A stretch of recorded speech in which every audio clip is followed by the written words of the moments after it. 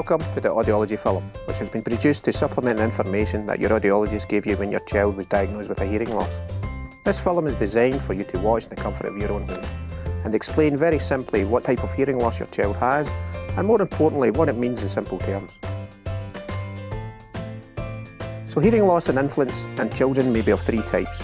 They are sensorineural, conductive or mixed. And the hearing loss may vary in severity from mild to profound in one or both ears.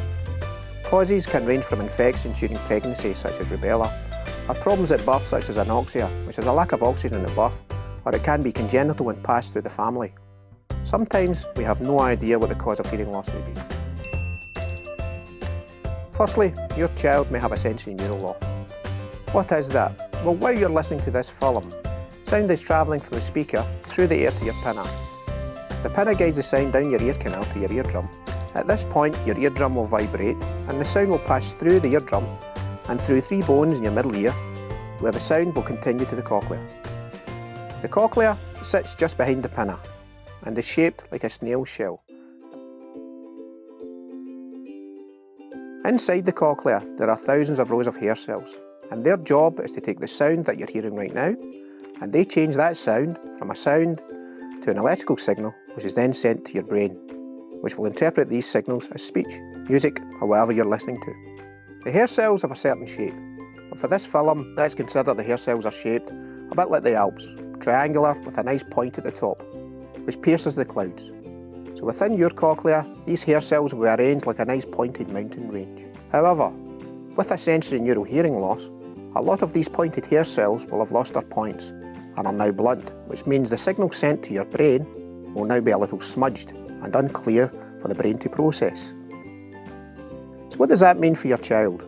Well, when you were a baby, you listened and eventually repeated what your mum and dad said. But we need to remember that your child will be hearing the sounds slightly less clear due to the hair cell damage, and so their speech may be a little less clear. So is there a cure for sensorineural hearing loss? Unfortunately not. Science cannot regrow your hair cells, as this would be like growing a new leg. But the good news is your child will now be fitted with the newest digital hearing aids, and these devices will look at your child's hearing loss and make the sounds not heard very well more audible. The digital hearing aids cannot restore all the clarity, as we cannot regrow the hair cells in the cochlea.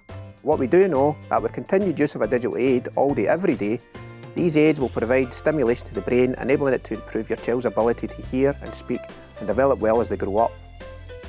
Your child may also have been diagnosed with a conductive hearing loss, which simply means there's a problem with the eardrum or the middle ear bones or eustachian tube. The eustachian tube is simply a tube behind the eardrum that ventilates the middle ear, keeping the pressure constant for the bones in the middle ear to move freely. 80% of all children will have at least one episode of glue ear in their early years, which is simply the eustachian tube blocking up, and this causes fluid to build up in the middle ear, reducing the middle ear bone's movement. This reduces the amount of sound to the cochlea, and the child may complain of reduced hearing and earache.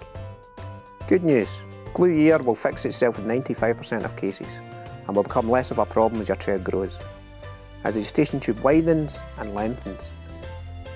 Children with a conductive hearing loss that does not fix itself will see an ear, nose and throat consultant, who may decide to fit grommets. These are small plastic tubes placed in the eardrum to temporarily ventilate the middle ear and letting the middle ear bones transmit the sound normally.